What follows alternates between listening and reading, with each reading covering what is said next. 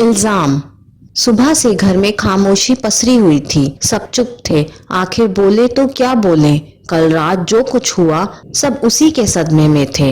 रोज सुबह सुबह तानों के बगैर जिनकी शुरुआत नहीं होती, वो सासू माँ सुमित्रा जी आज खामोशी से अपनी पूजा पाठ कर रही थी। और रोज माँ की हाँ में हाँ मिलाने वाला बेटा नरेश अखबार में आंखें गाड़े बैठा हुआ था।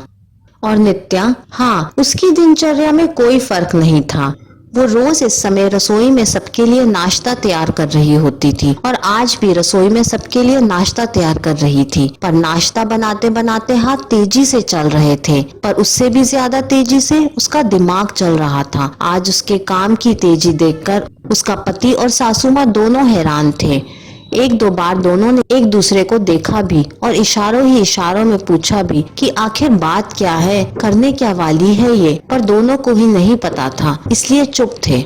नित्या ने फटाफट नाश्ता बनाया और टेबल पर परोस दिया और अपने कमरे में चली गई। नाश्ता देखकर सासू माँ अपनी पूजा समाप्त कर नाश्ता करने बैठ गई। नरेश को भी सासू माँ ने इशारे से ही कहा कि वह भी आकर नाश्ता कर ले। इधर नित्या अपने कमरे में जाकर बैठ गई। बैठे बैठे ही उसे वो दिन याद आया जब शादी के 15 दिन बाद उसके माता पिता उससे मिलने के लिए उसके ससुराल आए थे। उस समय नित्या अपने कमरे में अलमारी में अपना सामान जमा रही थी। साथ ही उसमें अपने सोने के गहने भी पलंग पर ही रख रखे थे, ये सोचकर कि इन्हें सासू माँ को संभालने के लिए दे देगी।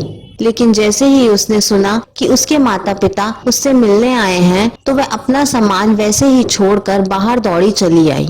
कुछ देर बाद उसकी ननद की बेटी, जो कि 5 साल की थी, वो खेलते खेलते उसके कमरे में आई और वहां रखे सामान से खेलने लगी।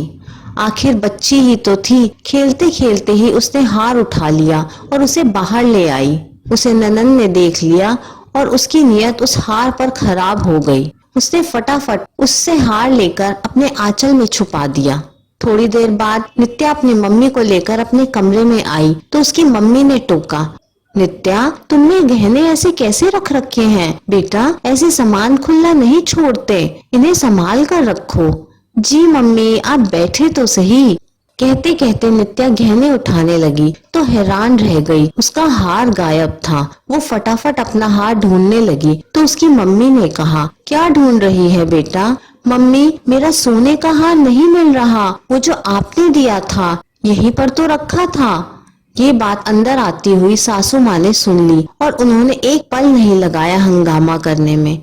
कमरे में आते ही चिल्लाते हुए बोली, तुमने ऐसे कैसे हार गुम कर दिया बहू? तुम इतनी लापरवाह कैसे हो सकती हो? उनकी आवाज सुनकर नित्या एकदम चुप हो गई तो उसकी मम्मी बोली, समधन जी, थोड़ा शांत रहिए, यही कहीं रखा होगा। माफ करना समधन जी, आपने अपनी बेटी को कुछ भी नहीं सिखाया है। उसे ये तक नहीं पता कि अपने सोने के गहनों को इस तरह लापरवाही से नहीं रखते। सुमित्रा जी इतनी जोर से चिल्ला रही थी कि उनकी आवाज सुनकर नित्या के पापा और नरेश भी कमरे में आ गए। नित्या की मम्मी ने हिम्मत कर सुमित्रा जी से कहा, अभी थोड़ी देर पहले इस कमरे में से बच्ची खेलती हुई बाहर आई है, क्या पता उसने कहीं। खबरदार समधन जी, अपनी चोरी का इल्जाम मेरी नातिन पर लगाया तो आप जैसे लोग खुद अपनी बेटी के घर में आकर चोरी करते हैं और इल्जाम दूसरों पर लगाते हैं। मम्मी जी, आप ऐसे कैसे मेरी मम्मी पापा पर चोरी का इल्जाम लगा सकती हैं? नित्या के इतने कहते ही सुमित्रा जी ने जोर जोर से चीखना चिल्लाना शुरू कर दिया। लेकिन मजाल कि उसकी ननद ने एक बार भी अपना मुंह खोला हो। यहाँ तक कि जब वो छोटी सी बच्ची आगे बढ़कर कुछ बोलने लगी तो उसे खींचकर दूसरे कमरे में ले गई, यह कहते हुए कि छोटी बच्ची पर इन सब बातों का गलत असर होता है। बात बढ़ती देखकर नित्या के माता पिता ने हाथ जोड़ लिए और वहां से रवाना हो गए। जब नित्या उनके साथ जाने को हुई तो उन लोगों ने उसे समझाकर अपनी कसम देकर वहीं रोक दिया। उस दिन के बाद से उसने मायके की शक्ल तक नहीं देखी, क्योंकि सासू माँ ने सारे रिश्ते खत्म कर दिए। नरेश अपनी माँ की बात कभी काटता नहीं था तो उसने भी कुछ नहीं कहा। लेकिन कल रात सुमित्रा जी के न्योते पर ननद नंदोई जी घर पर खाना खाने हुए आए थे। जब नंदोई जी ने नित्या के बनाए हुए खाने की तारीफ की तो पता नहीं सुमित्रा जी को क्या सूझी, जो वो उस समय भी नित्या को ताना मारने से बाज नहीं आई। खाना बनाना तो मैंने इसे सिखाया है, नहीं तो आता ही क्या था। आखिर चोरों के खानदान से जो ठहरी। इसके मम्मी पापा को तो अपनी ही बेटी के ससुराल में आकर बेटी का हार चुराते शर्म भी नहीं आई। ये बात ननंद की बेटी भी सुन रही थी, जो उस समय मोबाइल पर गेम खेल रही थी। फिर पता नहीं उसे क्या सूझी, मोबाइल खेलते खेलते ही वह नित्या से बोली, मामी आपके मम्मी पापा चोर हैं क्या?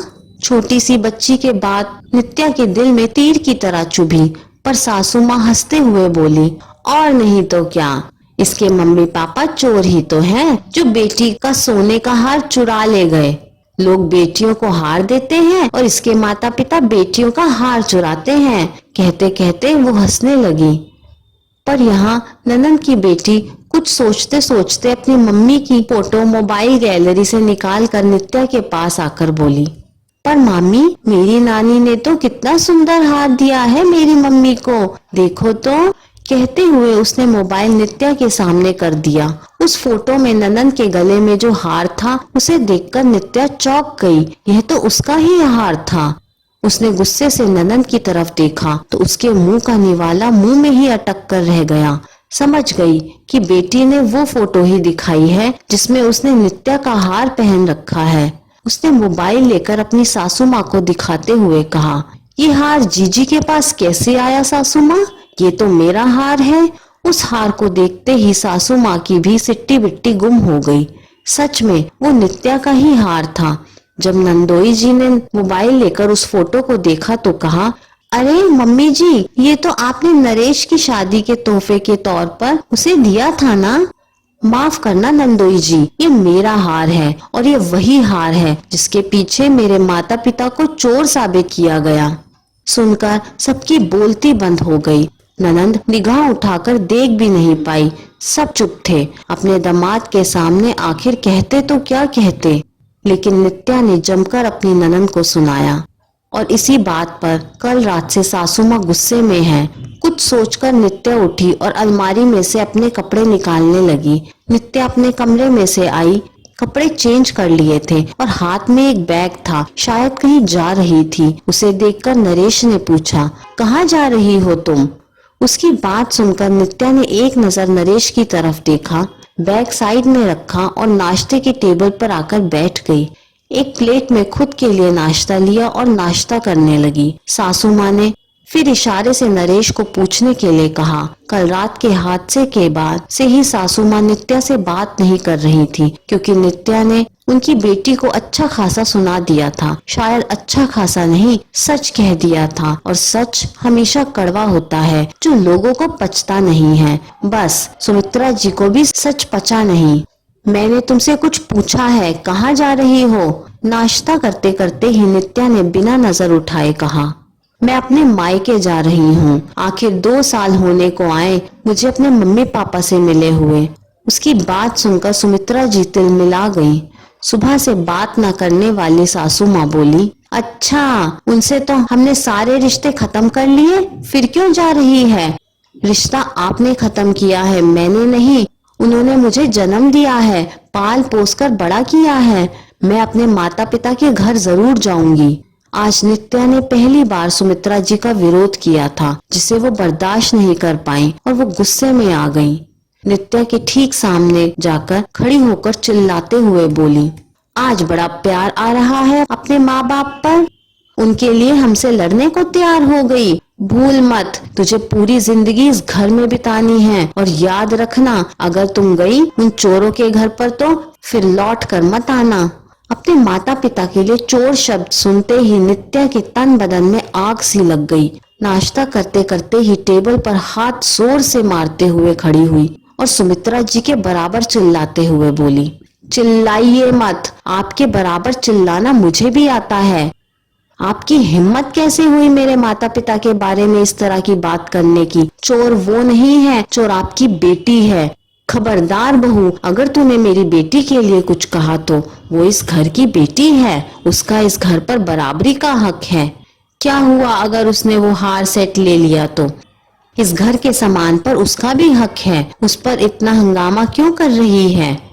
सासू माँ अभी भी अपनी बेटी की तरफदारी कर रही थी, जिसे देख नित्या ने भी कहा, बिल्कुल सासू माँ, आपके घर के सामान पर आपकी बेटी का हक है, यहाँ तक कि आपके घर पर भी आपकी बेटी का बराबर का हक है। पर आप भूल रही हैं कि उसने जो हार चुराया था वो आपकी बहू का था और आपकी बहू के मायके से आए हुए सामान पर उसका कोई हक नहीं था। फिर भी उसने इतनी आसानी से इस तरह चुरा लिया और इतना बड़ा तमाशा हो जाने के बाद भी बेशर्म की तरह चुपचाप बैठी तमाशा देखती रही। और क्या कह रही थी आप? क्या हुआ जो उसने मेरा हार सेट ले लिया?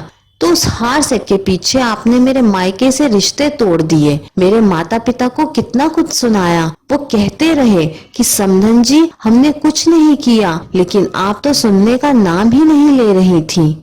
मैं तो उसी दिन से रिश्ता भी तोड़ चुकी होती, लेकिन मेरे माँ बाप ने अपनी कसम देकर मुझे चुप करा दिया, यह कहकर कि हमारे पीछे अपना रिश्ता मत खराब कर। उस दिन तो बड़ा हंगामा कर रही थी आप। आज क्या हो गया सासू माँ? आपने तो बड़े डंके की चोट पर सीना ठोक कर कहा था कि हम किसी चोर के साथ रिश्ता नहीं रखते, तो आज क्या हो गया? आज आपकी बेटी चोर साबित हो चुकी है, तो अब उससे कब रिश्ता तोड़ेंगी आप? अब की बार सुमित्रा जी थोड़ी ठंडी पड़ते हुए बोली, बहू वो मेरी बेटी है और खून के रिश्ते ऐसे नहीं तोड़े जाते। खून के रिश्ते? मेरा भी मेरे माता पिता के साथ खून का ही रिश्ता है। अब तो तब और अब में बहुत फर्क आ गया सासू माँ। तब मेरे मायके वाले थे और अब आपकी बेटी है। खुद की बेटी से रिश्ता तोड़ते नहीं बन रहे और बहू के मायके वालों से रिश्ते तोड़ने में एक पल नहीं लगाया आपने। बस अब और नहीं, मुझे रोकने की कोशिश मत करना। जिस दिन अपनी बेटी से रिश्ता तोड़ लो उस दिन बोलना, कहकर नित्या अपने बैग की तरफ बढ़ी और अपना बैग लेकर घर के बाहर रवाना हो गई। सुमित्रा जी ने गुस्से से मोबाइल उठाकर बोला, इसके माता पिता को ही फोन करने दो। जब दो चार खरी खोटी सुनेंगे ना तो अपने आप ही अपनी बेटी को अपने घर आने से रोक देंगे। कहते कहते उन्होंने नरेश की तरफ देखा तो नरेश ने भी हाथ जोड़ लिए। माफ करो माँ, मैं उस दिन भी कुछ नहीं बोला था, आज भी कुछ नहीं बोलूंगा। यहाँ नित्या गलत नहीं है। आप अपनी बेटी के बारे में सुन नहीं पा रही हो, जबकि असल में चोरी उसने ही की थी। तो नित्या से कैसे उम्मीद करें कि अपने माता पिता का अपमान सहकर वो चुप रह जाएगी। माँ, भगवान के लिए अपना बुढ़ापा खराब मत करो, कहकर नरेश अपने कमरे में चला गया। सुमित्रा जी से कुछ कहते ना बना, क्योंकि आज पहली बार बेटे ने भी पलटकर जवाब दिया था और सुमित्रा जी के पास मोबाइल अब एक तरफ रखने के अलावा कोई चारा नहीं था। ये कहानी आपको कैसी लगी मुझे कमेंट करके ज़रूर बताइए। कहानी पसंद आई हो तो लाइक, शेयर और चैनल को सब्सक्राइब करना ना भूलें। कहानी सुनने के लिए आपका बहुत बहुत धन्यवाद।